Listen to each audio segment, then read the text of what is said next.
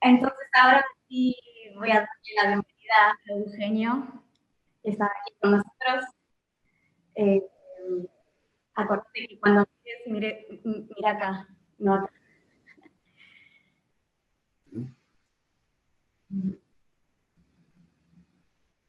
¿Querés saludar? Bueno, hola a todos. Estoy ubicándome cibernéticamente, cosa que no me es fácil.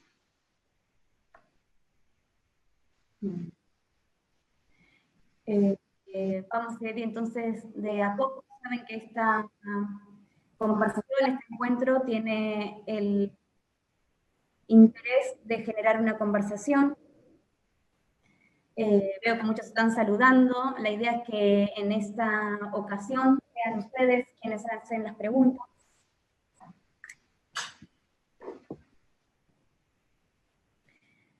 Si han podido ver la conversación que tuvimos con Eugenio hace un par de semanas.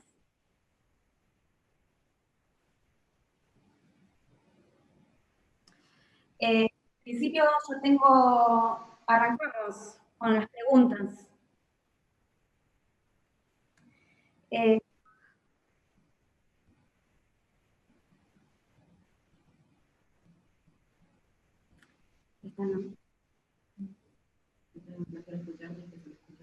no.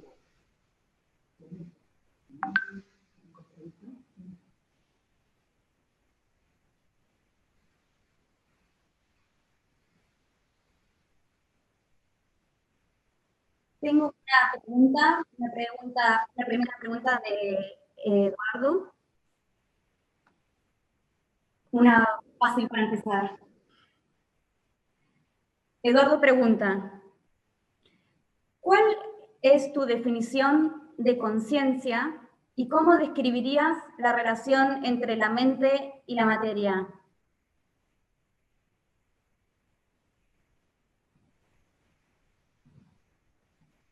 Bueno, para empezar, empecé diciendo, no tengo una definición de conciencia. Mejor dicho, hay que crear un contexto para encontrarnos en qué entendemos por la palabra conciencia.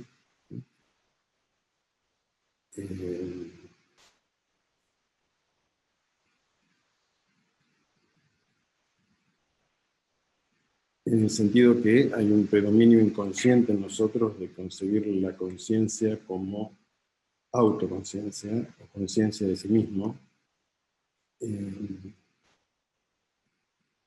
La palabra conciencia no tiene por qué ser autoconciencia. Por eso tiendo a usar mucho más la palabra inteligencia.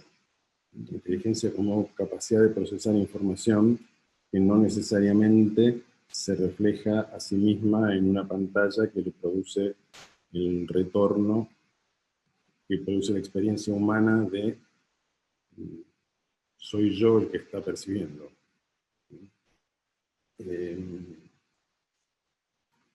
La relación entre mente y materia, bueno, tendríamos que, es una de las cuestiones que estamos indagando. O sea, primero, tomemos en claro que para la ciencia moderna no existe o sea, está muy lejos de dar cuenta el pensamiento objetivo moderno que es la conciencia. ¿Sí? Es un absoluto misterio. Y la palabra conciencia, que proviene de la traducción de libros hindúes o budistas, etcétera, etcétera, tenemos que relativizarla como cualquier traducción. De a qué se refiere en su época y en su contexto esa percepción que usa la palabra conciencia y cómo viene a nosotros entonces traducida. Por eso, digamos, en principio uso lo menos posible la palabra conciencia y me refiero a niveles de inteligencia para eludir el supuesto inconsciente de una autoconciencia absoluta, que es lo que está en el trasfondo occidental en la idea de Dios, que es una autoconciencia absoluta. O sea, la conciencia de sí mismo, de sí misma absoluta. A mi modo de comprenderlo, hay un exceso de antropomorfismo cuando atribuimos autoconciencia a otros niveles de realidad que se manifiestan evidentemente inteligentes, pero que no necesitan hacer ese retorno, ese feedback en que se refleja la percepción en una autopercepción que después configura una narración interna a la cual refiere todas sus percepciones para sentir que le son propias. O sea, esta apropiación de la percepción es la autoconciencia. Sinceramente no creo que los niveles más complejos del universo necesiten apropiarse de la percepción.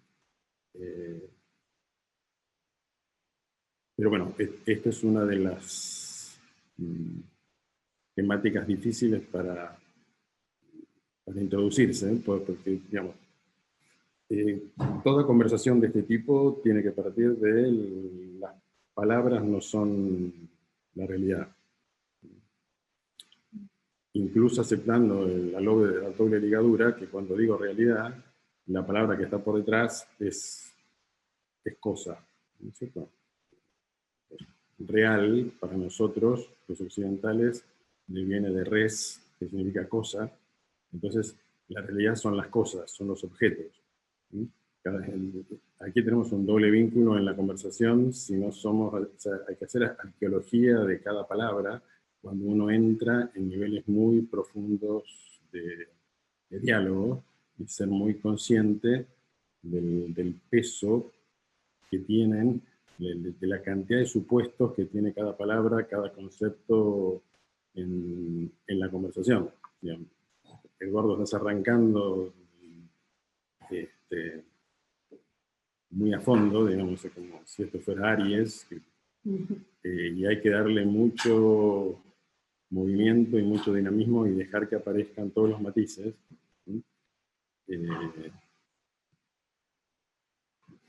Porque todos tenemos supuestos a priori de qué es materia, de qué es mente, de qué es conciencia, y una indagación seria tiene que partir de ser muy conscientes del condicionamiento que cada una de estas palabras tiene y de cómo existen enormes supuestos en la conversación. O sea, es una pregunta de fondo, pero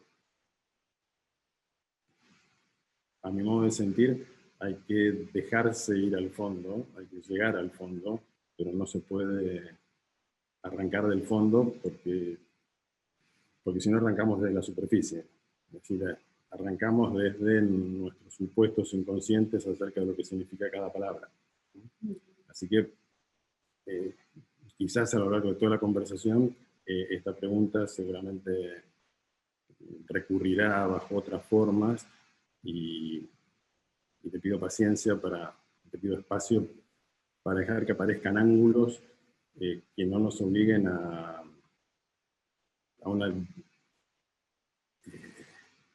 un empantanamiento epistemológico de entrada por lo fundamental que son los conceptos que hacen a tu pregunta. Yo creo que toda conversación humana profunda hoy, lo que tiene que hacer primero o lo que puede hacer es como preparar el contexto para la conversación. Bien. Muchas gracias, Eugenio, Eduardo. Aquí tengo otra pregunta que seguramente vaya profundizando esta temática justamente. La pregunta es acerca del concepto del cerebro como resonador del misterio. ¿Cómo podemos afinar nuestra intuición para conectar con ese misterio?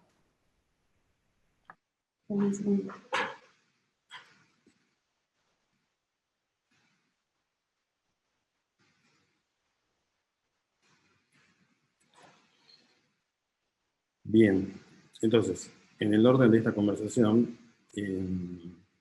enlazando con la pregunta anterior, nuestro pensamiento trata de ser positivo en el sentido de ir hacia adelante y en el mismo sentido tecnológico de plantearnos un problema y ver cuál es su solución. Creo que el pensamiento más creativo siempre es negativo, en el sentido de explorar cuáles son los supuestos y condicionamientos que generan la dificultad de aquello mismo que estamos queriendo descubrir. Entonces, me parece que lo primero, para poder abrir el espacio para considerar el cerebro como un resonador, cada uno tiene que darse cuenta del funcionamiento del cerebro como una calculadora. O sea, nuestro cerebro, nuestro sistema nervioso predominantemente es un sistema de cálculo, ¿no? Un sistema de estrategias y cálculos, de comparaciones y percepciones de objetos que son distinguibles y comparables para un sujeto que puede controlarlo. Hasta que no despierta en el sistema nervioso el total registro del funcionamiento de sus procesos como un sistema de cálculo, es decir, un sistema de comparación constante y de excitaciones que buscan estrategias más correctas o los senderos más correctos para alcanzar sus fines, que en principio son fines del centro perceptivo.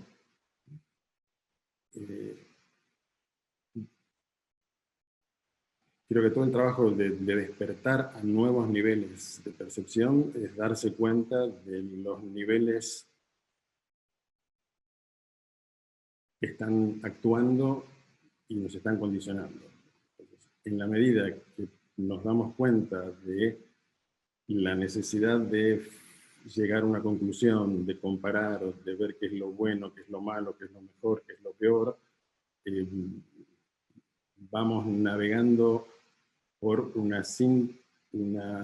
encuentro entre los opuestos que la experiencia humana a través de la historia, de la evolución, fue dividiendo, ¿sí?, entre objetos buenos, malos, deseables, no deseables, y un sujeto bueno, malo, que tiene que mejorar o empeorar, con todos los juicios de la calculadora. En la medida que recorremos ese sendero y se van reuniendo las distancias que separamos, ¿sí?, entre esto es lo bueno, esto es lo malo, esto es lo mejor, esto es lo peor, referido a la primera pregunta, además, va suavizándose la necesidad, la excitación del hemisferio izquierdo de ponerle palabra unívoca a cada registro, de ponerle una imagen unívoca a cada registro, y se va dilatando el espacio que permite que el registro, es decir, la capacidad de resonancia, empiece a ser más potente que el anhelo de distinción, enfoque y control. No sé si podemos hacer este juego, digamos, aunque sea, digamos, sin entrar en una rigurosidad última, como metáfora, el hemisferio izquierdo siempre va a buscar enfoque, máxima distinción, separación y la posibilidad de control de la percepción. El lado resonante se abre a un conjunto de percepciones que en principio hay que tener mucho, el cuerpo tiene que ser muy calmo para no ubicar automáticamente esa información que viene de la resonancia. Entonces, cerrando un poco provisoriamente esta pregunta, el cerebro es al mismo tiempo una calculadora, un procesador de información que procura controlar la información y es al mismo tiempo un resonador capaz de registrar información que no es controlable. Entonces, cuanto más el cuerpo puede tolerar lo incontrolable, es más posible que el sistema nervioso acepte la información que proviene de la resonancia, ¿sí? Que inmediatamente lo que va a decir es confusa. Es confusa porque es confusa, porque no la puedo ubicar. Del otro lado es el que ubica toda la información el océano de información que al estar en resonancia se multiplica continuamente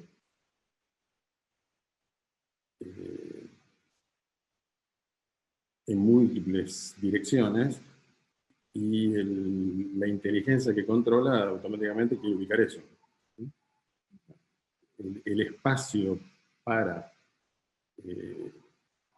sentir el impulso al control, a la definición, al exceso de claridad, y el exceso de claridad que siempre tiene la confusión en sombra porque termina siendo confusa en última instancia.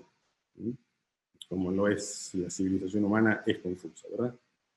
Parto de esa base, que estamos en un estado de confusión bastante notable.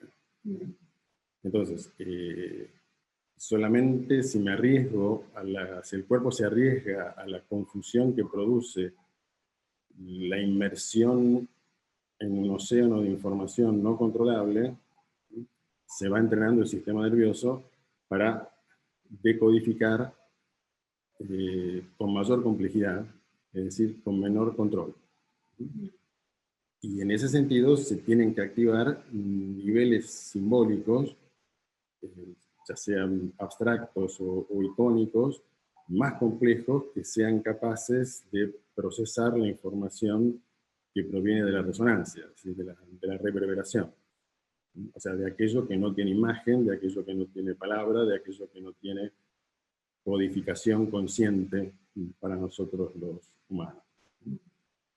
Ese sentido, por el cual tiene muchísimo valor en el despertar de nuevos niveles de inteligencia en nosotros y de percepción, los sistemas simbólicos complejos, como la astrología, como el I Ching, la Kabbalah, etcétera, etcétera.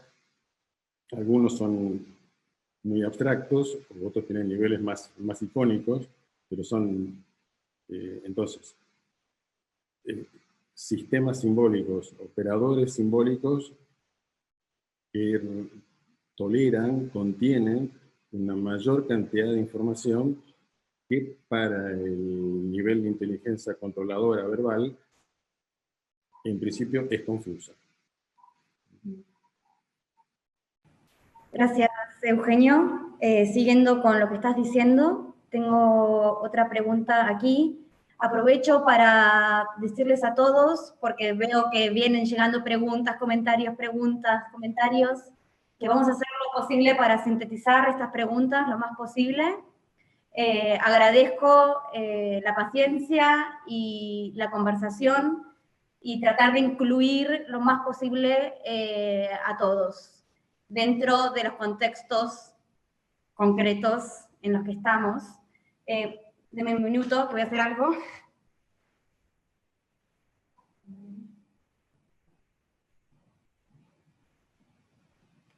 Acá estoy.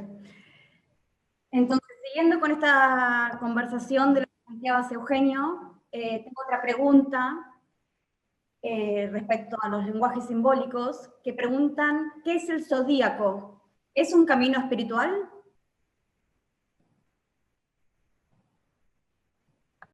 Bien, entonces, acá la palabra espiritual es la que tenemos que considerar. Espiritual,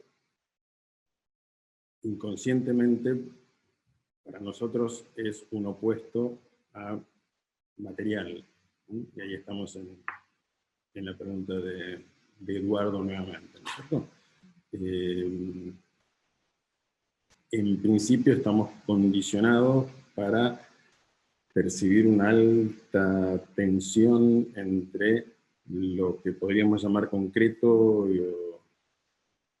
y sensorial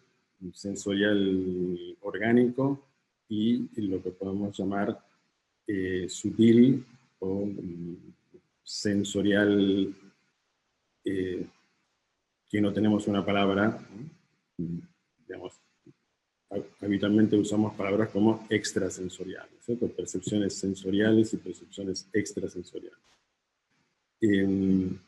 Esta distinción entre lo sensorial biológico y lo extrasensorial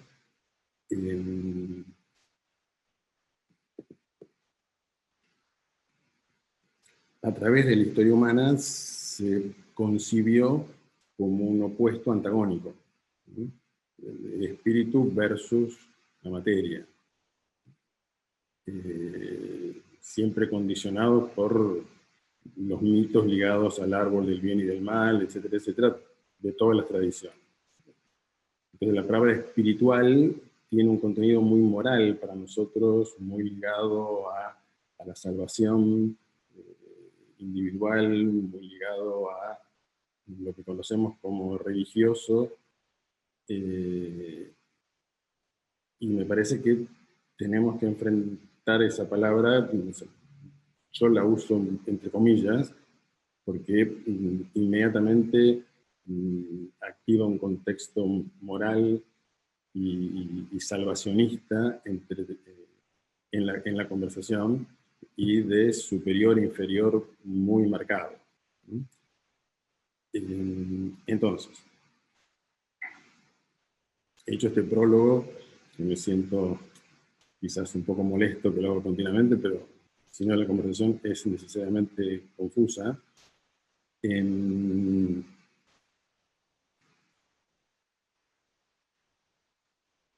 mi percepción, o sea, el zodíaco es una matriz vibrante que se manifiesta ante nosotros con formas e imágenes y símbolos más concretos, y esa matriz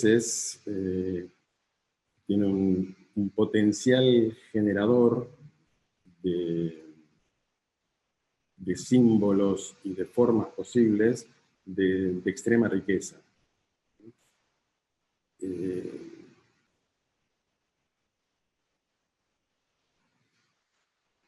Esa matriz, que es el zodíaco, tiene como una característica esencial, que es un mandala, es decir, que todos los componentes de esa matriz se compensan unos a otros por complementariedad, y hay una dinámica angular entre esos componentes que genera resonancias específicas creativas que son de una riqueza que trasciende nuestras posibilidades de percepción y de procesamiento.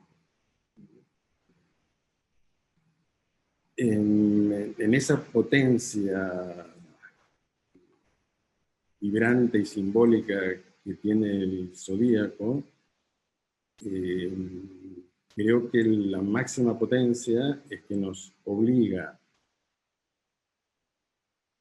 a tres actividades.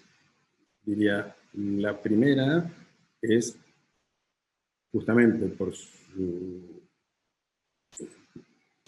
estructura mandálica, nos obliga a complementar la información bilateral, es decir, la que viene de un lado con su opuesto, que en lo más concreto sería entre el hemisferio izquierdo del cerebro y el hemisferio derecho.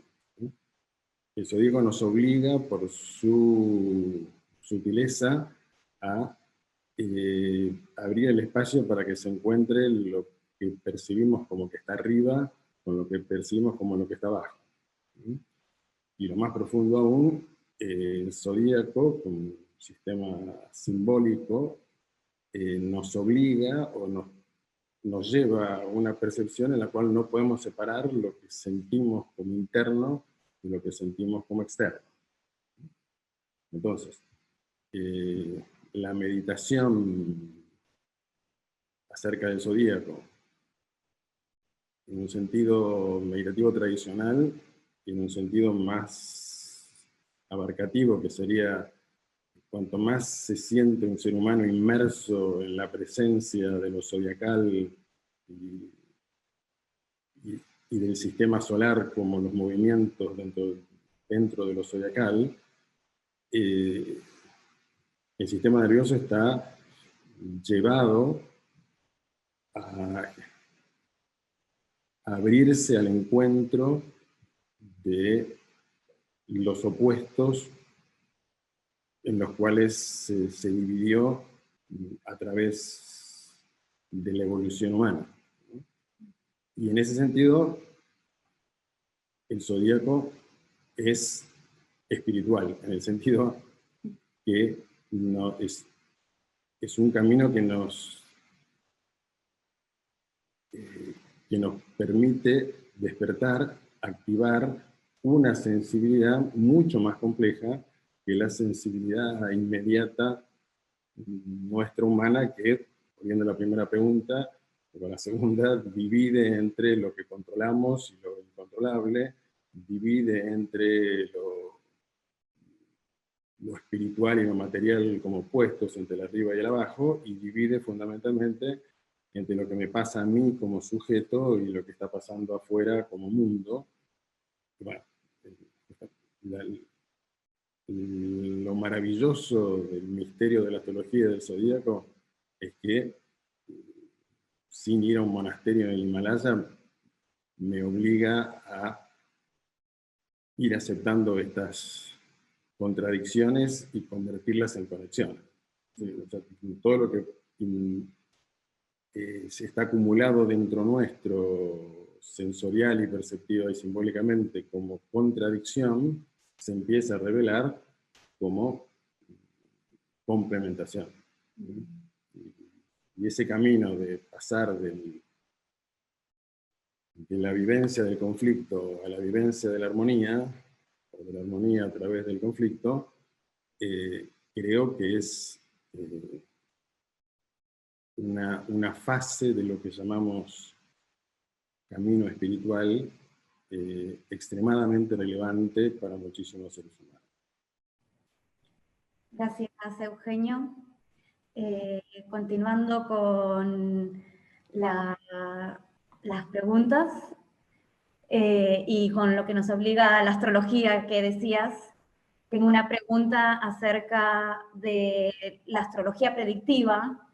¿Qué concepto de opinión tienes respecto a la astrología predictiva como herramienta para evaluar las posibilidades de procesos que atraviesan las personas y cómo esto aplicaría a la idea de destino y libre albedrío, si hay un destino inamovible o se puede aplicar como herramienta para los procesos de las personas?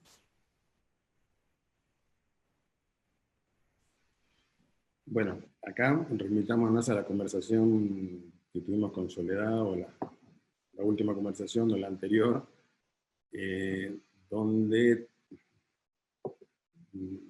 me parece fundamental distinguir entre la astrología como acumulación de conocimiento condicionado por cada etapa de la humanidad ante el misterio de la relación entre el cosmos y la psiquis.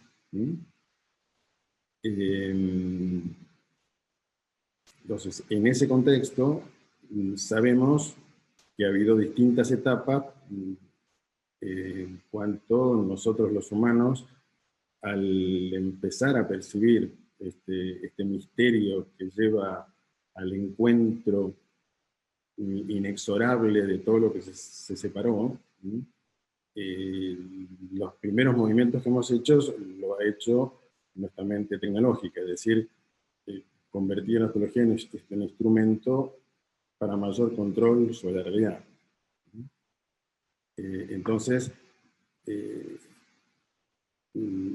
Esto lleva a la excitación anticipatoria de querer saber lo que va a ocurrir, que es algo inherente al ser humano, pero no sé si inherente al misterio de la relación entre el cosmos y la psiquis.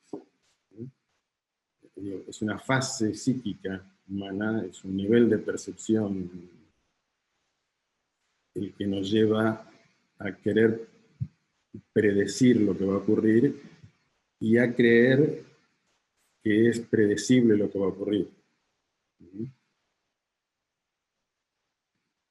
Uno diría, bueno, justamente, pero si investigamos la astrología, es que alcanzamos un grado de predictibilidad muy alta. Perfecto.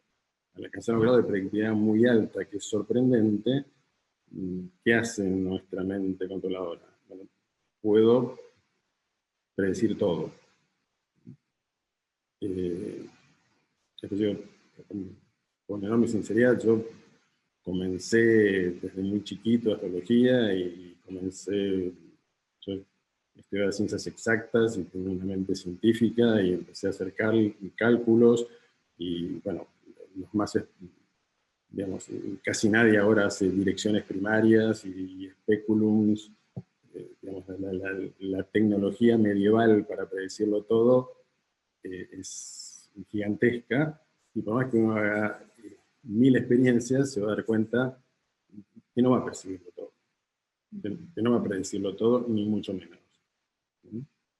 No por una falencia de la astrología, sino que la misma ciencia con la cual los astrólogos estamos siempre en complejo de inferioridad, que para mí es fundamental perder ese complejo de inferioridad, y la misma ciencia se ha dado cuenta que la predictibilidad es estadística en los niveles más significativos de lo real. La predictibilidad está en el mundo de los objetos, pero cuando la misma ciencia objetiva, entre comillas, percibe ondas, electrones, cuantos y todo lo demás, sabe que la predictibilidad es estadística y que depende de un conjunto inmenso de variables que terminan con la limitación de que el observador mismo interfiere en lo que está observando. Entonces, si nosotros escuchamos este devenir de la mente humana controladora que está en la ciencia objetiva y perdemos, nos sanamos de ese complejo de inferioridad respecto de la ciencia objetiva, empezamos a ver la predictibilidad no en un sentido capricorniano, sino en un sentido virginiano, en el sentido de que existe un orden. Es evidente que al tiempo de que el cerebro procese con los símbolos de la astrología, percibe un orden que antes no percibía, percibe una cantidad de conexiones que antes no podía realizar. Y en ese conjunto de conexiones que empieza a percibir, creo que la palabra más correcta es orden. Y un orden que es creativo, un orden que tiene muchas posibilidades, porque por lo menos referido a la acción humana, nos damos cuenta que las posibilidades de lo que puede ocurrir devienen de cómo reaccionen los participantes de la situación a lo que está ocurriendo. Cuando llegamos el enfoque no tanto a lo predictivo, sino a la relación entre los hechos externos y los procesos internos, nos empezamos a dar cuenta que el modo como reacciona el cuerpo ante la información que decodifica el tránsito, el modo como reaccionan los cuerpos es fundamental, porque pueden reaccionar de distintas maneras. O sea, una cuadratura de Marte al Sol puede ser vivida de múltiples maneras. Todo depende de la excitabilidad del cuerpo, por supuesto depende de cómo en ese cuerpo está codificada el volumen de energía marciana, etcétera, etcétera. O sea, depende de varios factores, ¿sí? Pero nos damos cuenta que el modo como, o sea, si la astrología es una decodificación de un destino escrito para cada uno, eso es una tradición, a mi juicio, absolutamente simplificadora. Si la astrología es un sistema simbólico que permite captar el orden vibrante que se genera en los movimientos del sistema solar, del cual todos participamos, y el modo como se manifiesta ese orden depende de cómo cada cuerpo, emoción, pensamiento interpreta la información que está apareciendo en esos tránsitos, por ejemplo. Entonces, ahí me parece que tu pregunta iba tanto a lo predictivo como al destino escrito. ¿Cierto? Yo creo que hay un orden de despliegue en cada uno de nosotros, pero que es lo mismo que decir el destino escrito de una semilla de rosa, de un rosal, es dar rosas.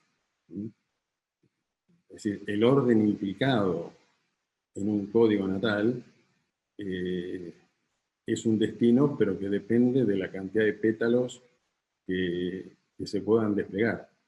La cantidad de pétalos que pueda desplegar cada código natal depende de la cantidad de pétalos que puedan desplegar los demás seres humanos que están presentes en todo destino. O sea, la palabra destino que está en la pregunta suele tener el supuesto de que existe un destino individual. Y yo creo que si nos detenemos a meditar un poco, es un supuesto realmente separativo, porque es evidente que el supuesto destino de cada uno es absolutamente codependiente del destino de infinitos otros seres humanos que están misteriosamente imbricados en ese orden resonante y vibrante que empezamos a percibir de vuelta. Empezamos a percibir y decimos, ah, bueno, este orden es entonces, es un orden del escrito, del orden de la voluntad de los dioses, del orden de una voluntad que nos obliga a hacer, o de una escritura que nos define. Es un modo histórico, condicionado, epocal de percibirlo. Entonces, más profundamente, digamos, para que no sean posiciones filosóficas, sino que poder tocarlo. Es posible que uno crea que tiene un destino independiente al de todos los demás. Bueno, cada uno, que son los demás, piensa lo mismo. Lo cual inmediatamente me hace ver que están todos equivocados. El único destino posible es un codestino, y que ese codestino tiene entonces un potencial, y ese potencial depende de cada uno de nosotros en nuestros vínculos y acoplamientos que están codificados en nuestro código natal. Entonces, la pregunta por el destino la llevaría a la comprensión sistémica del codestino interactivo de todos los participantes sinástrica y sincronísticamente en mi vida. Y ahí podemos ir en esa dirección. Y en ese sentido, la astrología predictiva, llamada predictiva, es una acumulación de conocimiento riquísimo acerca de la decodificación de información significativa, acerca de la relación entre lo interno y lo externo, pero creo que ahora estamos comprendiendo muchísimo más que lo que sucede en lo externo depende muchísimo de cómo el interno interpreta y se relaciona con eso que sucede en el externo. En principio, fíjate que la teología predictiva clásica no incluye, en las relaciones que yo les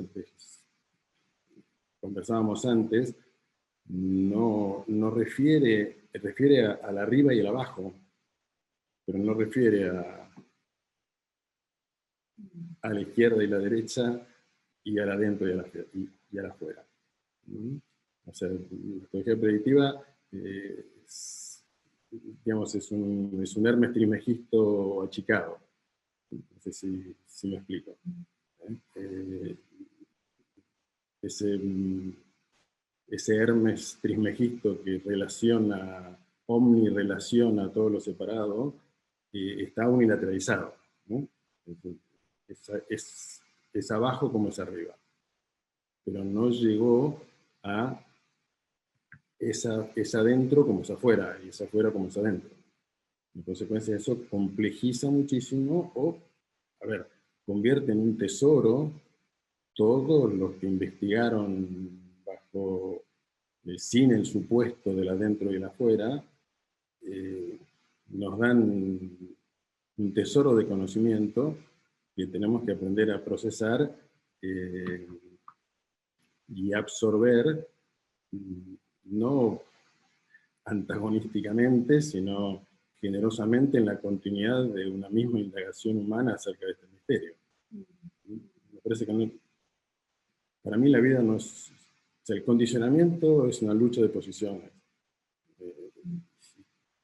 Y la vida es abrir el espacio para que se disuelvan esas posiciones en la máxima comprensión mutua de su razonabilidad, de su razón de ser. La teología predictiva es absolutamente comprensible y es un tesoro, pero todo tiene límite. Y los nuevos pasos permiten absorber ese tesoro y llevarlo a un orden de complejidad más alto. Vuelvo. ¿Somos capaces de concebir un codestino sistémico? Ahí es la pregunta que yo les hago a ustedes. Me parece evidente que no hay destino individual, que siempre es codestino sistémico. Bueno, ¿cómo es la predictibilidad o la captación de un orden de codestino sistémico? Y les devuelvo la pregunta. Menuda pregunta para seguir conversando. Gracias de nuevo. Aquí había una pregunta, pero me parece que la acabas de responder, que preguntaba sobre si lo que consideramos destino y libre albedrío es la emergencia de la inteligencia vincular y su potencial creativo, y creo que lo dices. Y aprovecharía lo que estás comentando sobre el codestino. Una pregunta que veo que está surgiendo mucho desde distintas maneras es si tienes alguna mirada sobre lo que está pasando a nivel mundial, inclusive en Latinoamérica, la conjunción 2020, si podrías aportar algo en relación a este codestino sistémico. Y le sumaría también una pregunta más que quizás pueden ir juntas en tu conversación, Eugenio, que pregunta sobre, sobre si puedes explicar un poco más sobre a qué te referís con el modo civilizatorio, si te referís a un modo del sistema construido desde el patriarcado, tanto simbólicamente como en las prácticas, si es perceptivo, si es vincular. ¿Sí? Bueno.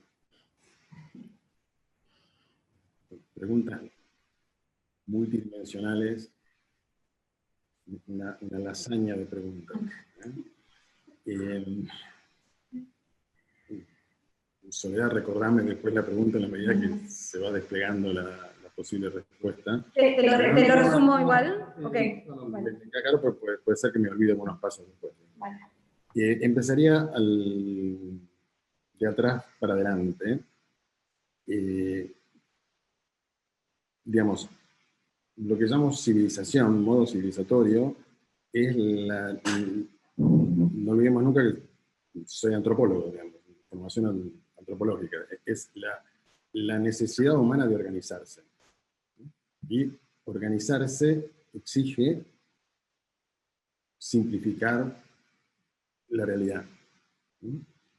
Y exige una acumulación de modos organizativos, que llamamos leyes, costumbres, cultura, etcétera, etcétera, etcétera, etcétera, que se va acumulando a través de las experiencias, y que eso parece la realidad. En ese sentido, modo civilizatorio significa un modo en que el ser humano simplifica lo real para sobrevivir y construir un mundo que lo proteja del exceso de información desorganizante. Después sabemos, y esto es lo que llamamos espiritual, de alguna manera, que hay toda una presencia en la especie humana de un anhelo de ir más allá de este horizonte protectivo, por lo cual a muchos humanos les empieza a interesar lo verdadero más allá de la supervivencia. O sea, el modo civilizatorio necesita sobrevivir y por eso necesita simplificar.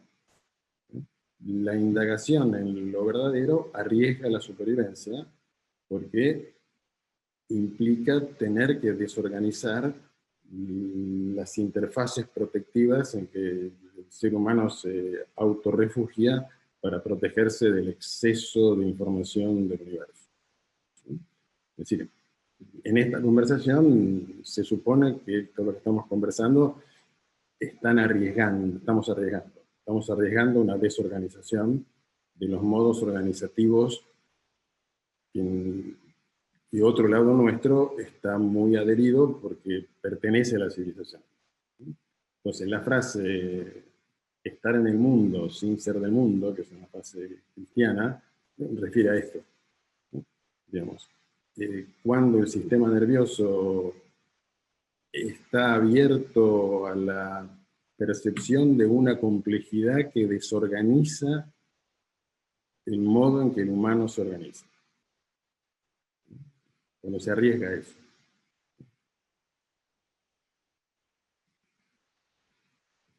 Segundo paso. En el modo civilizatorio, y esto quiere decir cualquier civilización, más o menos, ¿no?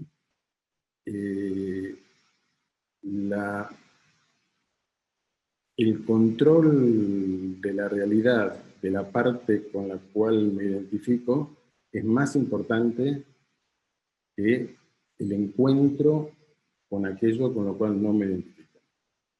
Una tribu con otra tribu, una civilización con otra civilización, etcétera, etcétera. Un humano con otro humano. El miedo a la diferencia es el núcleo de la mente civilizatoria, del psiquismo civilizatorio.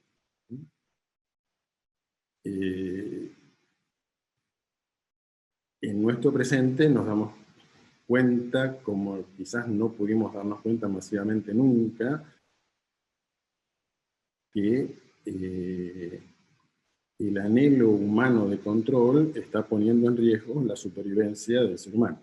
O sea, lo que fue exitoso para sobrevivir se ha convertido en peligrosísimo para sobrevivir. Es decir, nosotros mismos. Nosotros mismos en tanto que no le pudimos dedicar energía colectiva a la importancia de la relación, a la importancia del aprendizaje, a relacionarnos entre nosotros, a relacionarnos con lo que es diferente a nosotros, a dejar entrar, a abrirnos a la información que desorganiza nuestra identidad.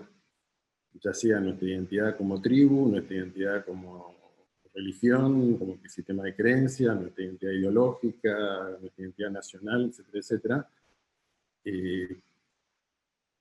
Y el yo es el núcleo de esto, ¿cierto? No voy a dejar entrar la información de otro porque desorganiza mi sensación de identidad.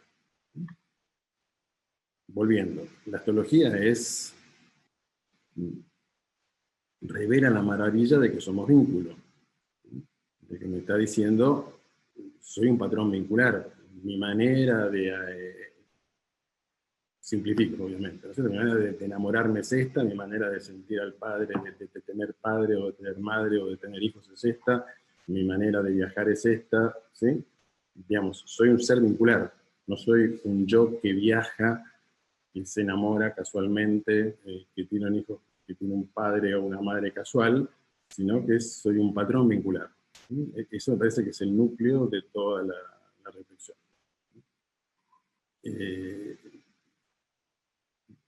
Volviendo a la pregunta anterior, la astrología nos obliga, nos lleva a encontrarnos con ese tope.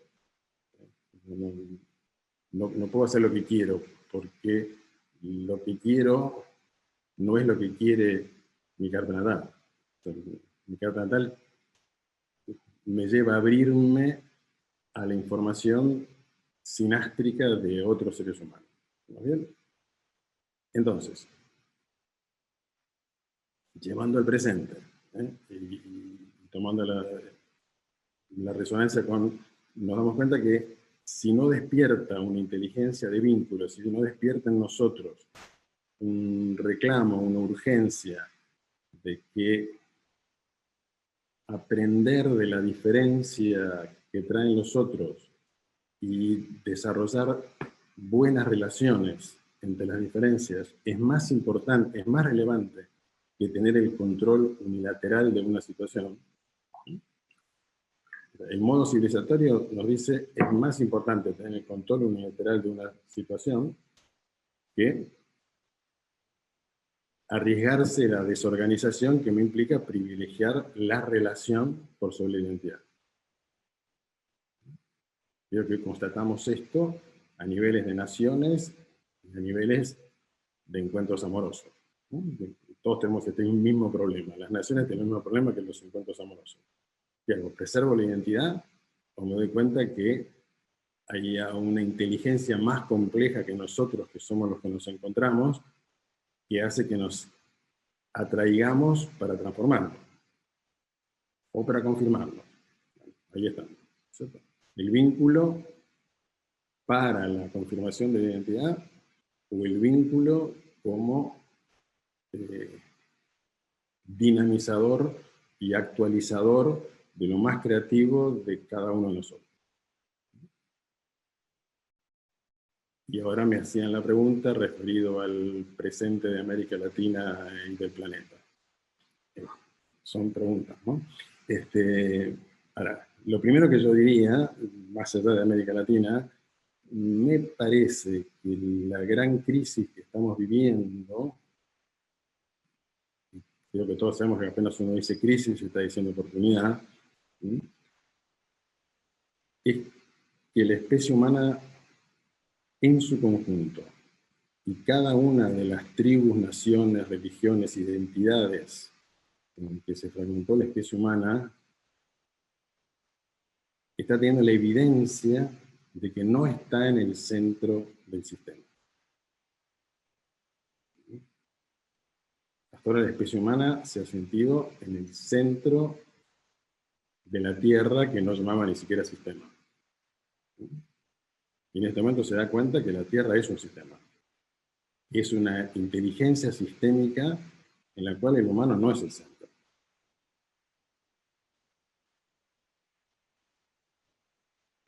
La Tierra, y el humano se da cuenta porque de pronto han aparecido miles de millones de galaxias.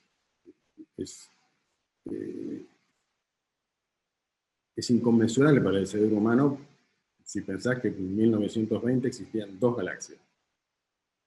O sea, algo estalló en la percepción del universo, en la percepción de la complejidad interna, en la percepción de las múltiples maneras de vivir, costumbres y modos de ser, colores de piel, posibilidades sexuales, etcétera, etcétera, estalló. O sea, todo está estallando, todo salió de control. porque el centro se da cuenta que no controla. Por supuesto, compulsivamente todos los centros del planeta, ya sea centros, o sea, todas las identidades, ya sea políticas o individuos narcisistas que quieren que el mundo responda a su orden, estamos todos en fibrilación, porque algo se salió de control. Y esto exacerba la tendencia al control y exacerba los conflictos entre control y descontrol. Entonces, después podemos encontrar muchísimas causas del orden, de los anhelos de poder, de las limitaciones organizativas, de los sistemas, de las creencias religiosas, de todo lo que sabemos que está en efervescencia en todos lados, pero a mi modo de ver, esta es la superficie que está estallando, que se está resquebrajando de un modo de estar en el mundo que hasta ahora para el ser humano parecía el modo natural y que ahora se revela que es insuficiente. Es un estallido de complejidad. Y ante la complejidad se revelan las simplificaciones con las cuales hasta ahora operábamos. Y en ese sentido, todo va a ser insuficiente. Cuando digo todo, por ejemplo, aparece Internet, qué maravilla que es Internet, la libertad de Internet, la interacción de él, y después viene, no, estamos hipercontrolados por Internet, ¿sí? Vamos al opuesto. O sea, siempre la mente controladora nos irá por acción y reacción de una ilusión a la sombra de esa ilusión. ¿Sí? Y esto tenemos que darnos cuenta que es lo que está sucediendo planetariamente, y no incluyo, bueno, tengo que incluir el link con las plantas, con los animales, que nos damos cuenta que son inteligentes. Ahora, una cantidad de seres humanos están aceptando la inteligencia animal, la inteligencia vegetal, la inteligencia sistémica del clima, pero es una percepción muy reciente, porque hasta ahora toda nuestra percepción religioso-científica era una pirámide en la cual nosotros somos la máxima inteligencia, que al mismo tiempo desvaloriza y niega todas las inteligencias que, entre comillas, nos preceden en esa escalera. Y después ha aparecido a través nuestro una inteligencia que nos impacta, que la llamamos inteligencia artificial, yo diría inteligencia inorgánica, que se revela que tiene una capacidad de procesamiento de cálculo muy superior a la nuestra. Y en consecuencia tiene una posibilidad de control muy superior a la nuestra. Esto es una oportunidad, porque podemos dedicarle el cálculo mucho más a la inteligencia inorgánica y nuestro sistema nervioso apaciguarse con la necesidad de cálculo y entregarse mucho más a entrenar lo que todas las tradiciones llamadas espirituales siempre quisieron entrenar, que es la capacidad de resonancia del sistema nervioso, la calma de las excitaciones, reorganizarnos, abrirnos a otras percepciones. Y enlazo con la primera pregunta de todas, de Eduardo, creo que era. No, esta es la segunda pregunta, otra cosa. Si aprendemos a resonar, automáticamente se despierta una inteligencia propia del vínculo. Resonancia y vínculo es lo mismo. Es decir, en el sentido de información acoplante que se amplifica en el acoplamiento y genera más información. Enriquece a todo lo que acopla y resuena. Ahora, es evidente que estamos hiperexcitados porque estamos en hiperresonancia. 150 años atrás, estamos mucho más aislados, había mucha menos información, había una percepción mucho más cerrada y aislada, y esta percepción aislada estalló. Y estamos en un grado de interacción resonante, bueno, desde las galaxias hasta todas las diferencias culturales y raciales y sexuales y religiosas, o sea, todas las identidades, y resonancia con otro tipo de inteligencia, que es la inteligencia de la vida y la inteligencia artificial. Bueno,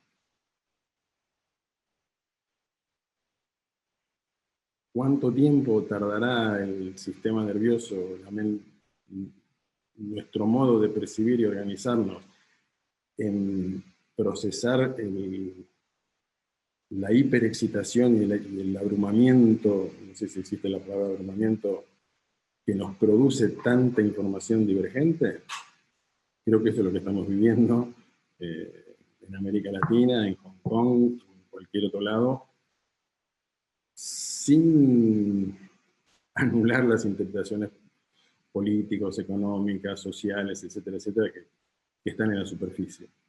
Me parece que debajo de esa turbulencia superficial hay algo mucho más profundo, hay algo en el alma del mundo, en el alma humana en sentido global, que es un despertar a que no somos el centro. No somos el centro del universo. Y tampoco son el centro del universo los dioses que hemos creado. O sea, ni nuestros dioses son el centro, ni nosotros somos el centro. Se está despertando una vivencia sistémica. Y lo digo zodiacalmente, estamos pasando de Leo a Virgo.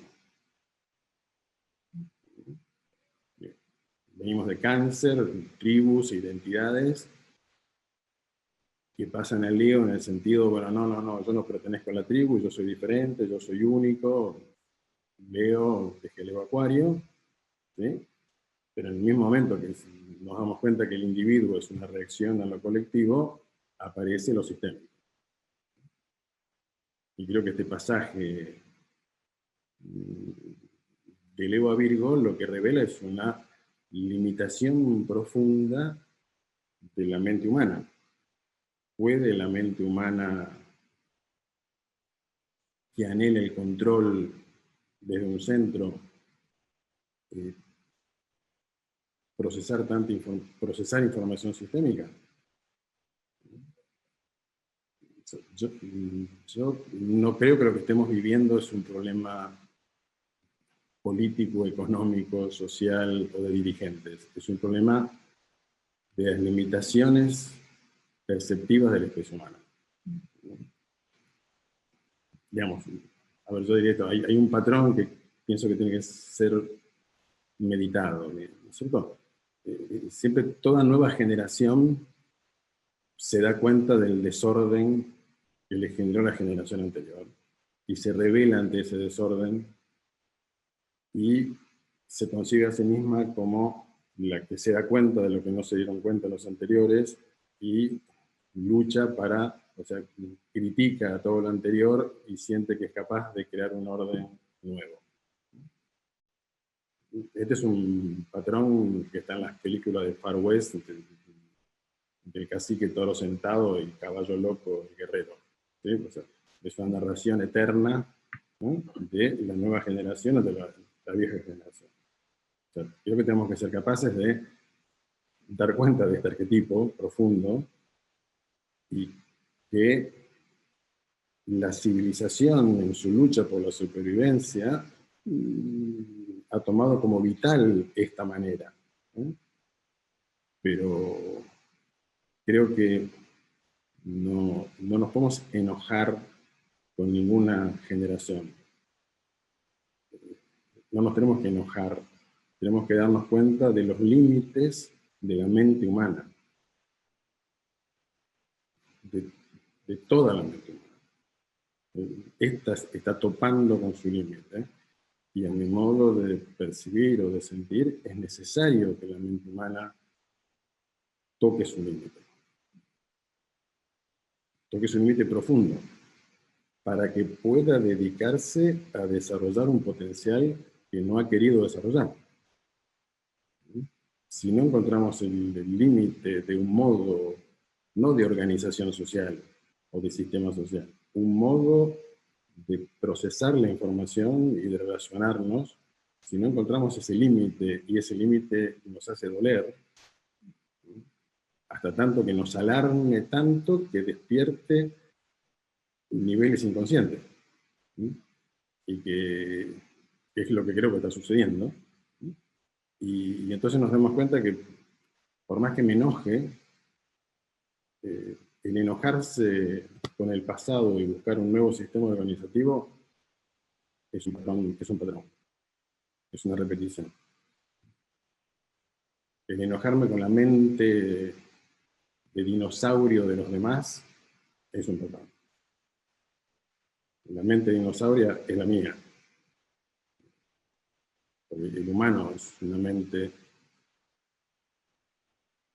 está en digamos, el sistema nervioso humano está condicionado para dejarse dominar por ciertos núcleos del sistema nervioso que son muy primarios. Y eso no está ni mal ni bien. Es lo que tenemos que darnos cuenta. Tenemos que despertar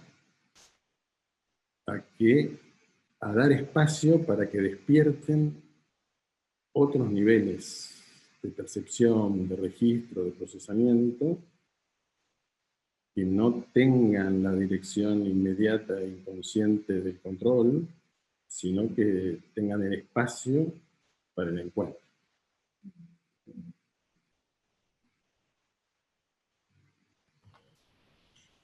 Gracias. Después podemos conversar acerca de los tránsitos y que, bueno, se está produciendo la conjunción Saturno-Plutón en Capricornio, entonces, como todo lo capricorniano está en un momento de máxima tensión, etcétera, etcétera, y tenemos el despliegue de la cuadratura Urano-Plutón que proviene de la conjunción Urano-Plutón de la década de 60, y etcétera, etcétera. Podemos dar cuenta y tenemos que dar cuenta de esos movimientos, ¿cierto? Pero me parece que es importante dimensionar el contexto. A ver, lo decir, hay una excitación en cualquier persona que hace astrología, tanto para decodificar inmediatamente lo que le va a pasar a uno, como para decodificar lo que le va a pasar al planeta, ¿cierto? Pero acá tenemos que ser muy humildes y muy serios. Yo siempre cito el caso de André Barbol, un extraordinario astrólogo francés en la tradición predictiva, y que se dio cuenta de que se estaba formando esa conjunción en Sagitario entre Urano, Neptuno, Saturno, etcétera, etcétera, y predijo entonces que en el 89 iba a haber una crisis sistémica en el planeta, en la cual iba a haber una conflagración entre lo uraniano y lo neptuniano, y que iba a ganar lo neptuniano. En consecuencia predijo el fin del capitalismo. ¿Estamos bien? Es decir, la predicción de que iba a producirse una dinamización sistémica que iba a alterar procesos organizativos fue súper precisa. Si se hubiera quedado ahí, todos hubieran dicho, bien la astrología. Ahora, ¿de dónde le salió a él que era el fin del capitalismo? Él le explicó diciendo que para él Neptuno era el socialismo y Urano era el capitalismo. Que iba a ganar Neptuno. Bueno, toda esta segunda parte es puramente ideológica y es la identificación de la ansiedad del investigador que proyecta sobre lo que investiga todos sus deseos e interpretaciones, ¿sí? O sea, está captando algo muy real en cuanto al punto de tensión creadora de ese momento. Pero después tenemos que ser muy serios en que sobre eso depositamos todos nuestros deseos y nuestros anhelos. O sea, hacer predicciones mundanas es lo mismo que leer la revolución solar de mi pareja, ¿no? ¿Qué posibilidades tengo de, de no depositar sobre esa lectura una carga totalmente subjetiva que distorsiona cualquier lectura? Ninguna, ¿no?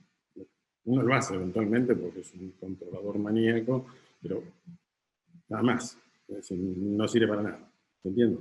Pero lo que quiero decir como ejemplo, siempre perdonen mi Escorpio,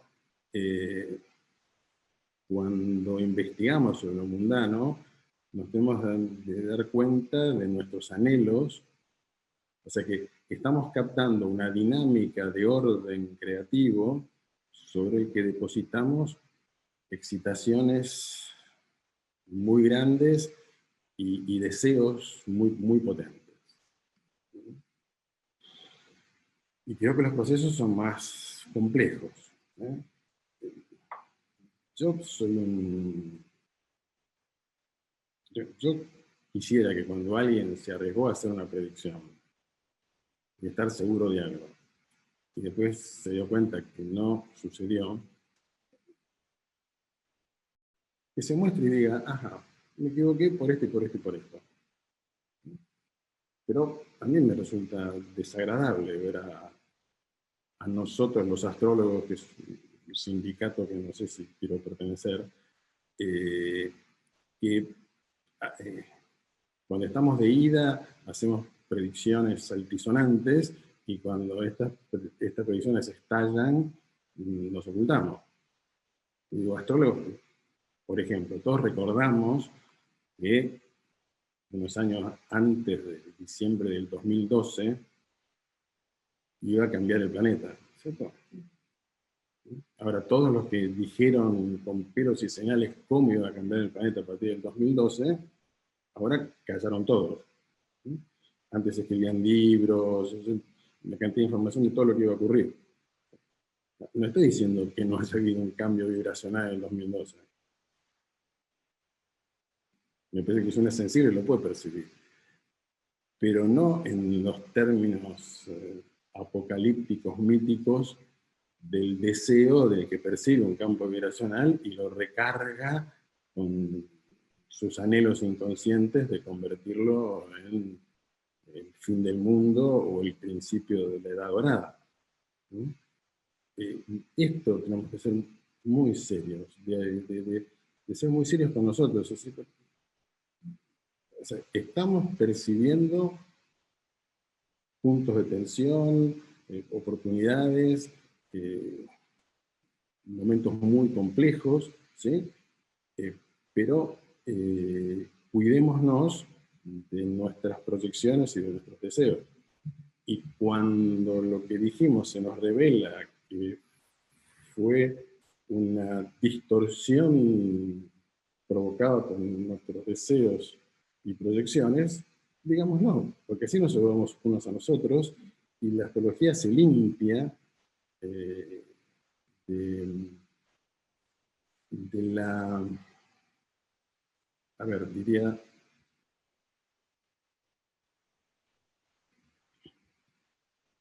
del anhelo de control y se convierte en una comunidad de investigadores. A ese sindicato podría inscribirme. Si somos una comunidad de investigadores, cuenten conmigo. Pero si somos una comunidad de sabelotodos que predicen el futuro con certeza, creo que no es así. ¿Por qué? Porque estamos en un momento en que es fundamental reconocer que el universo es hiper complejo para la especie humana. Y que si la especie humana solo se acepta que no puede controlar y terminar de comprender la complejidad, quizás pueda entrar en sintonía con ese orden hipercomplejo que tiene un lugar para nosotros. Pero en la medida que nos dejemos ubicar por el orden sistémico. También hay muchas preguntas, pero estabas hablando de las proyecciones, de los arquetipos, y no sé bien dónde lo has dicho, pero aquí hay una pregunta de por qué dices que los arquetipos en el inconsciente colectivo están en conflicto. Hay que hacer un poco de pensamiento abstracto, ¿no?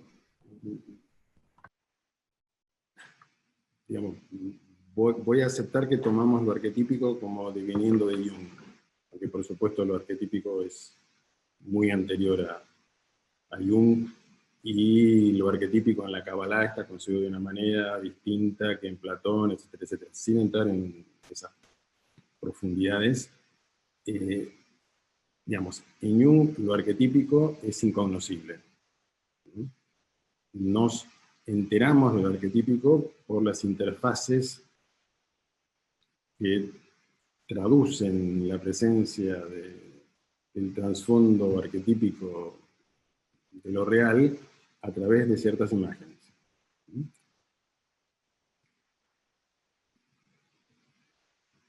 Entonces, una cosa es una imagen arquetípica del inconsciente colectivo y otra cosa es un arquetipo.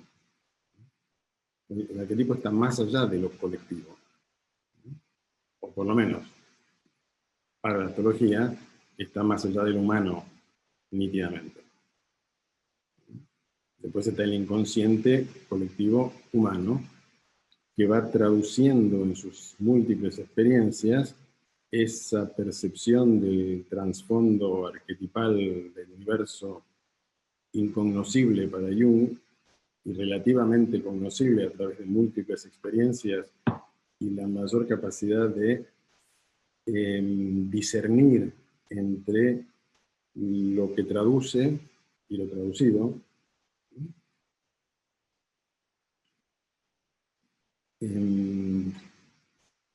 Entonces, en el inconsciente colectivo, y voy a tomar el zodíaco como matriz suprasensible de los arquetipos, en el inconsciente colectivo existe el gran padre y existe la gran madre.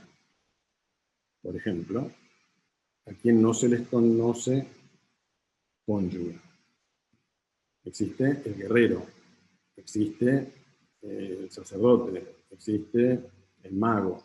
¿Estamos bien? Pero todas esas figuras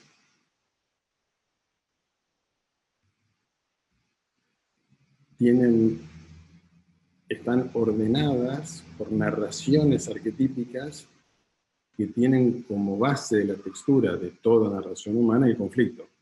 El conflicto entre el guerrero y el mago, y la bruja, y la reina, y el rey. ¿Sí? O sea, el conflicto es la textura de la narración humana. Y las narraciones humanas configuran la base recurrente de nuestra psiquis, pero en esas, la matriz narrativa es el conflicto. ¿Y el conflicto entre qué? Entre arquetipos separados, ¿no? Porque el humano todavía, en el inconsciente colectivo no está la imagen de una gran madre sexuada en amor profundo con un gran padre sexuado que la ama.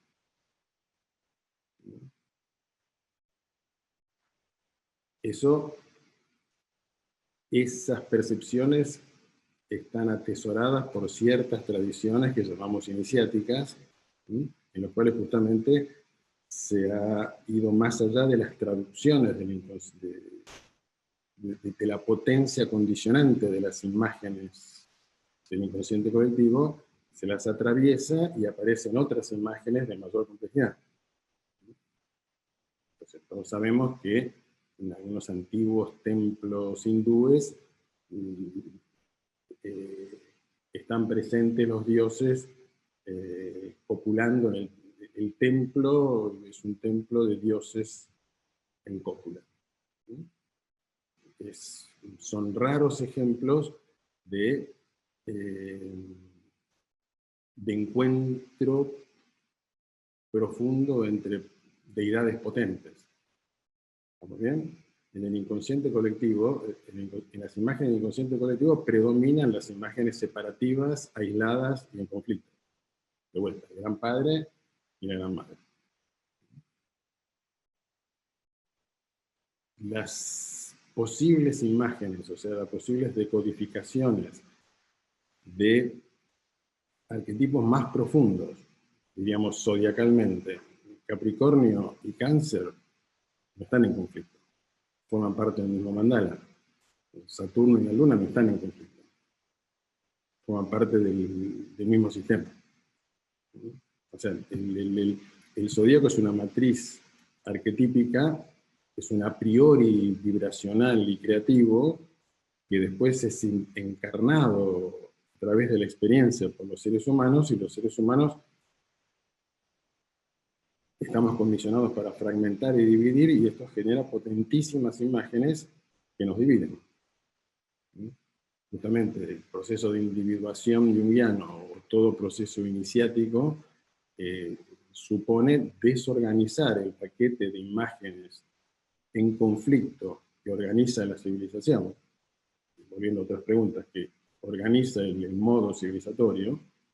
O sea, atravesar ese horizonte, ese laberinto de imágenes y excitaciones que tienen enorme poder sobre nosotros, que son hechizantes y que nos arrastran en la vida y configuran nuestro deseo y nuestro anhelo de experiencia.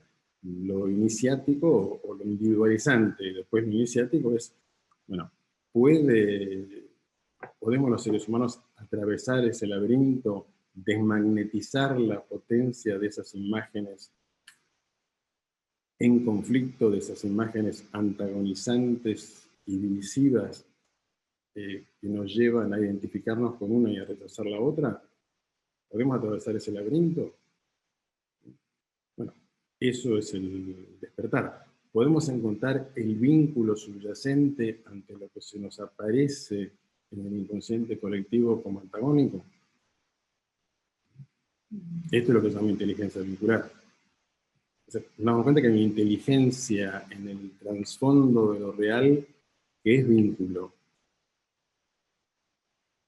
y el modo como se nos aparece lo real a los humanos, es identidad contra identidad. No se nos aparece como vínculo.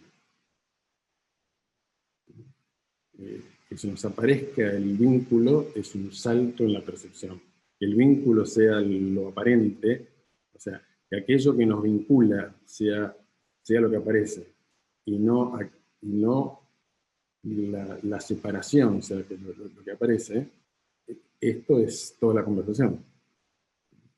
Y esto es astrología como camino espiritual, volviendo a esa pregunta. Camino espiritual entre comillas. Somos vínculos. Somos vínculos al nacer. Porque nacemos de vínculo, nacemos de espermatozoide y óvulo, nacemos de ríos de información divergente que se complementan, que se atraen magnéticamente. Somos vínculo biológicamente, somos vínculo astrológicamente, simbólicamente, somos vínculo. ¿Cuánto tiempo cuesta a la especie humana que no se siente vínculo, sino que hoy se siente sujeto? ¿Cuánto tiempo nos va a llevar despertar primero a la realidad sistémica y después a darnos cuenta que lo sistémico no es sistema mecánico, sino que es aprendizaje a través de acoplamientos. Porque, si seguimos abriendo, digamos, el zodíaco como cajas chinas, bueno, abrimos Cáncer, apareció Leo. Ahora estamos abriendo Leo, aparece Virgo. Pero si abrimos Virgo, que aparece Libra. Si abrimos Libra, que aparece Escorpio, y así sucesivamente. O sea, el encuentro de lo diferente, en el cual se revela que lo complementario es anterior a lo separativo, es el shock, el despertar. Entonces, el encuentro es anterior a yo.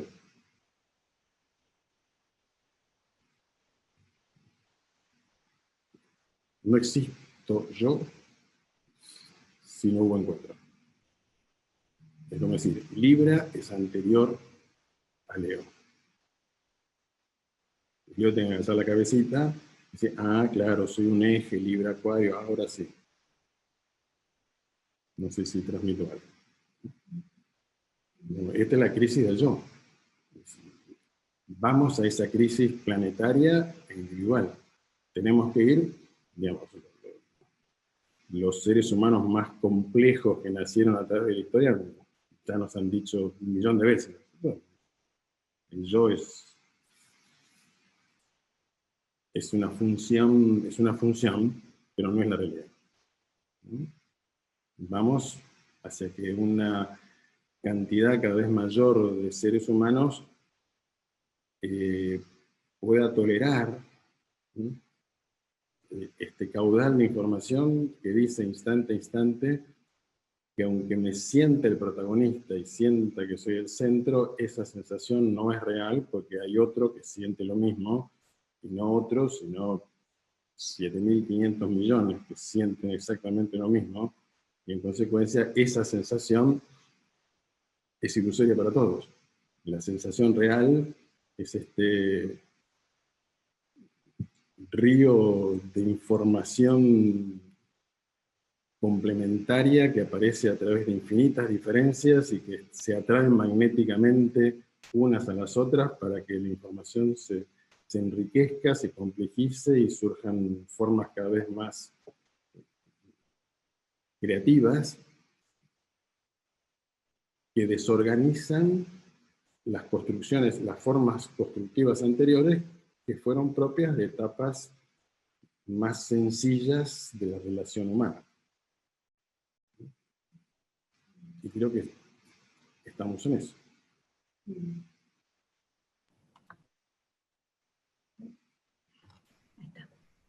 Gracias. Vamos a hacer una pregunta más. Yo sé que hay muchas más preguntas y que hay anhelo de seguir conversando por mucho tiempo más con Eugenio. Tendremos que generar otras oportunidades, pero por hoy vamos a ir también cerrando con una última pregunta que es relativa a lo que estabas hablando recién, Eugenio. ¿Qué pregunta? ¿No sería correcto entonces plantear que el inconsciente colectivo convive en paradoja la expresión de arquetipos nucleados que expresan su armonía a pesar de su disonancia? ¿No es acaso la narración que hacemos de los efectos de la representación arquetipal lo que codifica conflicto en vez de armonía paradójica? Sí. Creo que el alma humana hoy es el despertar de la armonía del conflicto. Pero no como el conflicto necesario, sino que estamos impulsados a llevar, como vos bien decís, a la paradoja los antagónicos. Digamos, la inteligencia vincular siempre es una inteligencia del y no es una inteligencia del otro. La mente tecnológica que controla es binaria, maravillosamente binaria en la inteligencia artificial, tenemos ahí, contemplémosla gracias a esa inteligencia binaria que nos pasamos ahora. Pero démonos cuenta que esa inteligencia binaria que nosotros se prioriza en la tecnología para que nos liberemos de su dominio interior y que podamos, dándole espacio en cada uno de nosotros a la parte binaria que necesita hacer ciertos procesamientos, pero dedicándole muchísima energía a que se activen los niveles no binarios. Como vos bien decís, eso implica aceptar la paradoja, eso implica aceptar el doble vínculo, la doble ligadura, eso implica aceptar que no es ni esto ni aquello, y esto, la paradoja es una tensión existencial muy alta, ¿eh? Porque las paradojas no son cognitivas, las paradojas cognitivas son bonitas, especialmente si tengo mucho grano me encanta. Pero, como todos sabemos, el problema de la persona muy uraniana es la angustia que le provoca en el cuerpo la presencia de esa inteligencia paradojal. ¿Qué es lo creativo? Lo creativo es necesariamente paradójico porque violenta lo conocido. Lo conocido es divisivo. Siempre. El conocimiento es una acumulación de conocimientos acerca de objetos y sujetos. Es decir, es una acumulación de información separativa. Necesariamente, esa acumulación de información sensorial separativa va a ser llevada al encuentro por la dinámica misma del orden zodiacal. Si lo digo más místicamente, el alma va a llevar al encuentro de los opuestos, y el encuentro de los opuestos no aparece inmediatamente como apertura mutua a lo desconocido, sino como perturbación desorganizante y angustiante de que lo que yo creía como separado lo estoy empezando a sentir que no es cierto que está separado, pero no tengo espacio para que esto se junte dentro mío y afuera mío, y esa angostura, esa falta de espacio es la sensación que llamamos angustia, que es el prólogo a lo creativo. Cuando se está despertando lo creativo se despierta en la angostura. Del mismo modo, cuando nacemos en la angostura del canal de parto, porque vamos a dar un salto hacia otra dimensión. Y esto lo llamamos el trauma de nacimiento, ¿sí? Bueno, el despertar es exactamente, cualquier despertar es exactamente lo mismo. De pronto se abre, por alguna razón, una razón necesaria, diría cualquier astrólogo, porque los tránsitos, los ciclos, la revolución solar van a magnetizarnos a información que hasta ahora no queríamos aceptar. Se produce ese encuentro, y si hay suficiente espacio, ese encuentro es lo que llamamos insight, es una caída de barreras, es una conmoción que altera la sensación de identidad, y la información no consciente llega al cuerpo entero, y eso de alguna manera desorganiza creativamente. Pero soy angosto, de ahí la angustia. Soy angosto para la paradoja existencial. Si soy muy uraniano, me encanta la paradoja cognitiva. Perfecto. Pero la paradoja existencial es algo más complejo, ¿verdad? Estamos hablando de la paradoja existencial. Y la existencia va hacia la paradoja. Estoy 100% en resonancia con lo que se acaba de decir. Yo, este código más escorpiano prefiere llamarlo doble ligadura. Es para hacer presente que es una tensión. Lo que llamamos paradoja es una tensión. Es una tensión creativa, pero que emocional y corporalmente, psíquicamente, se vive como tensión. Una tensión que es distinta a las tensiones de las narraciones de conflicto del presente colectivo. Si podemos aprender a distinguir en el modo como organizamos nuestro pasado, ¿sí?, que lo que nos da identidad es una narración, si podemos distinguir el ser sensibles a la diferencia de la tensión de conflicto entre una cosa que está contra la otra, ¿sí?, y podemos empezar a apreciar la sensación de tensión del encuentro creativo de los opuestos,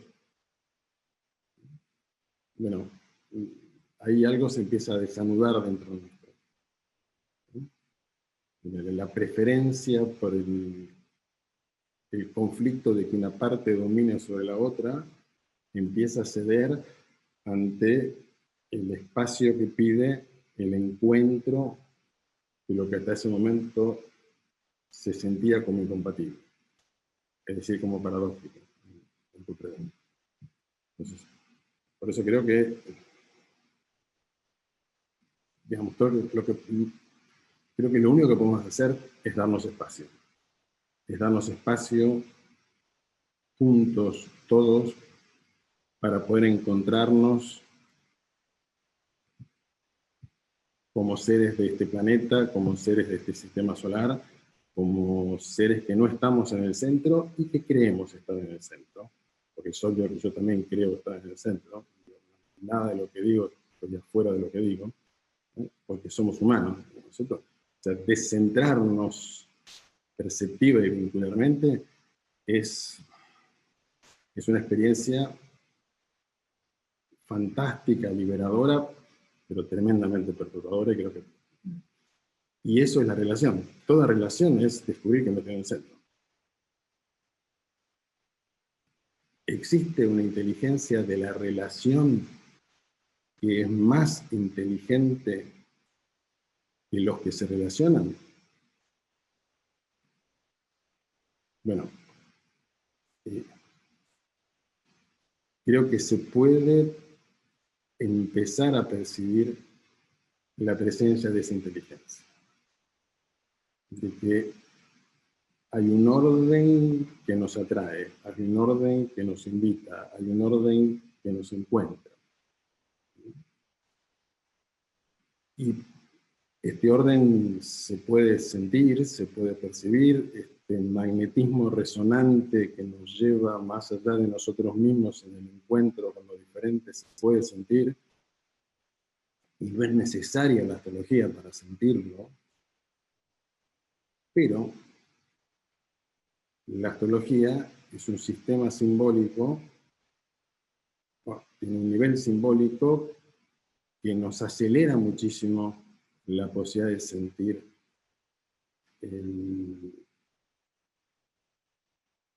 el magnetismo del encuentro nos constituye de un modo más profundo que la sensación de identidad.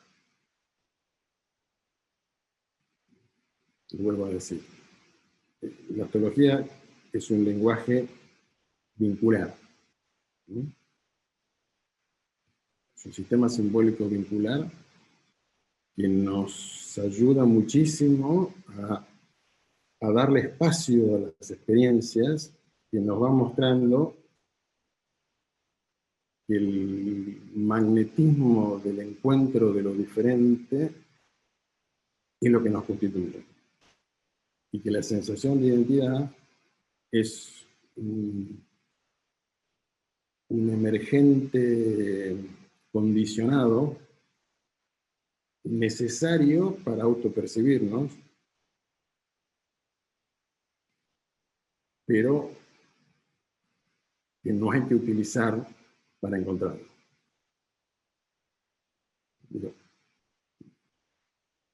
Para encontrar el camino a casa y reconocer en el llavero que es la llave de mi casa, la conciencia autocentrada es fundamental.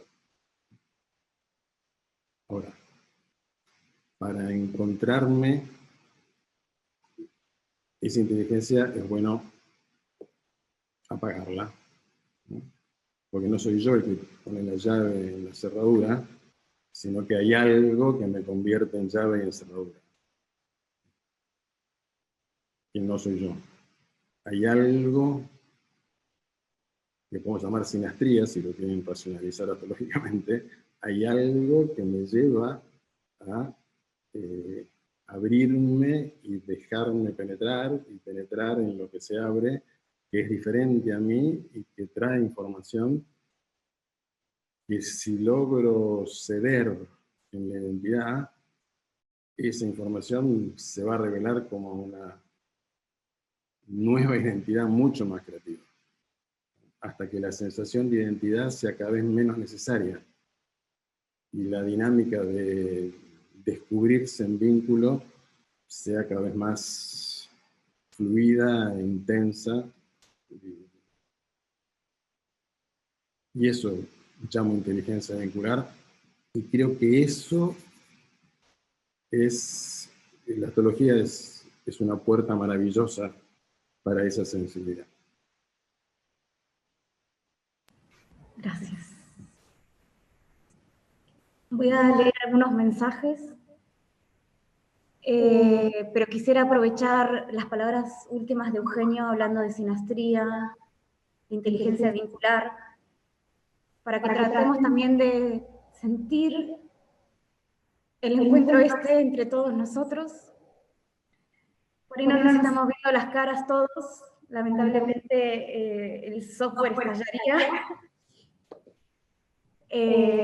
Pero estamos desde distintas partes del mundo también encontrándonos por el interés que transmite Eugenio, el interés por vincularnos de una manera diferente. Entonces propongo ese espacio mientras comento algunos comentarios para que cada uno, cuerpito donde de percibir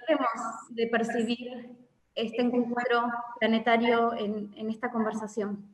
Hay más de 2 personas inscritas en esta conversación. Hay mucha responsabilidad en lo que trata Eugenio. Y por eso me dan ganas de también comentarle algunos mensajes porque Eugenio no está viendo el chat. Así que vayamos sintiéndonos. Es un bálsamo al alma escucharte, Eugenio. Gracias desde Misiones.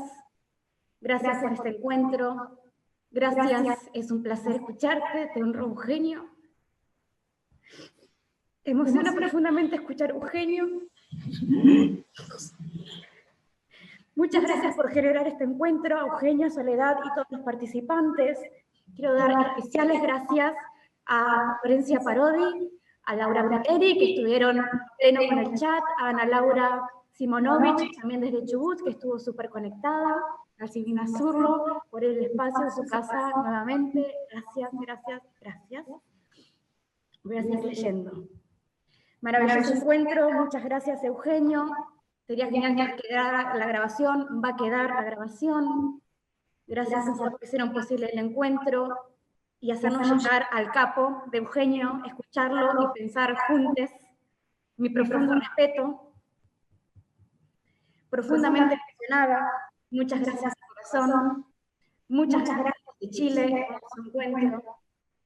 Muchas gracias por la plática, una gran oportunidad para seguir aprendiendo y creciendo. Saludos desde México. Muchas gracias, Eugenio, por la charla. Muchas gracias por este hermoso encuentro, por todo el conocimiento transmitido. Gracias, gracias, gracias, Eugenio. Es muy enriquecedor escucharte, Eugenio. Gracias por compartir tu sabiduría. Gracias, gracias, gracias, gracias, gracias, gracias. Desde Misiones y estudiando también en Casa 11, mi agradecimiento profundo a Eugenio por su caminar tan comprometido y coherente en el estudio y la enseñanza continua de la astrología. Gracias, Eugenio, por enriquecernos con tu mirada. Estoy estudiando astrología y me parece súper valioso poder escuchar a un investigador tan destacado y humilde. Saludos desde Olavarría. Gracias por introducirme en este camino astrológico. Un placer escuchar a Eugenio, una voz amplificadora en tanta mediocridad. Envío saludos desde México. Saludos desde Ushuaia. Gracias por tus enseñanzas. Gracias infinita, Eugenio. Gracias, gracias, gracias, gracias, gracias. Gracias a todos por estar co-creando esta conversación desde su espacio, y les dejo unas últimas palabras. Gracias, gracias, gracias. Yo le decía a Soledad que es una experiencia muy novedosa y compleja para mí, porque estoy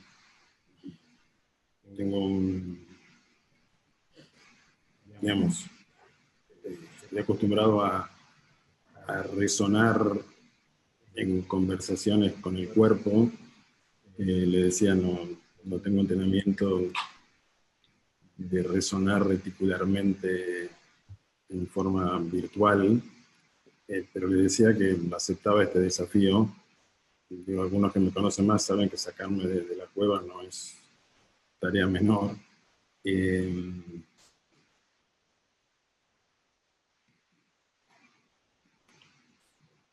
Digamos,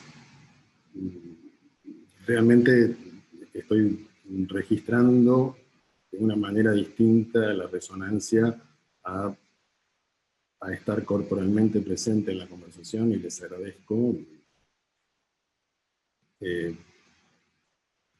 Para los más astrológicos, casualmente, ayer Neptuno se hizo directo. Esto es una alteración de mi Neptuno, digamos, es una alteración de la capacidad de resonancia de este cuerpo, que como si aprende a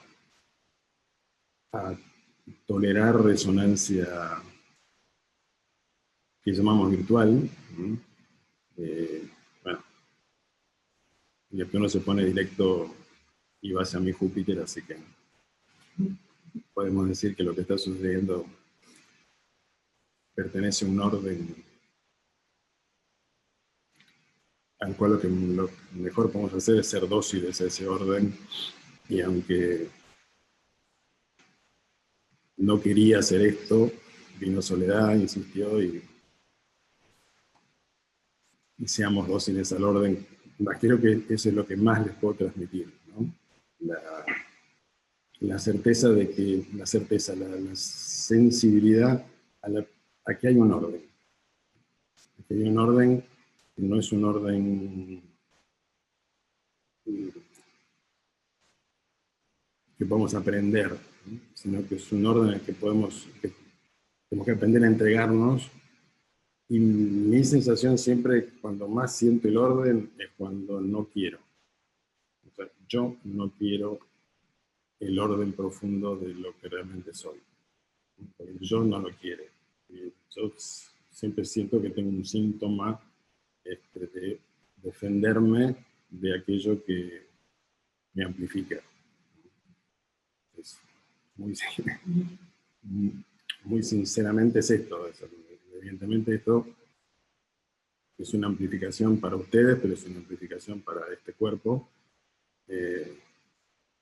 Entonces viene, entre comillas, la molesta Soledad y me dice, hacelo, qué sé yo, y yo, es decir, la identidad conocida hace caprichitos, y al final afloja, pues se afloja, se amplifica. Yo lo digo para que sintamos que la amplificación es mutua, ¿cierto? Que esto no es una interacción unilateral, ni muchísimo menos, sino que, bueno, es como todos los que estamos conectados en este momento convergemos en el mágico orden de nuestros códigos natales y nuestras sinastrías. Así que gracias a ustedes. Y a Soledad, por supuesto, y a todos los que colaboraron para que esto sea posible. Gracias. Hasta la próxima. Chau, chau.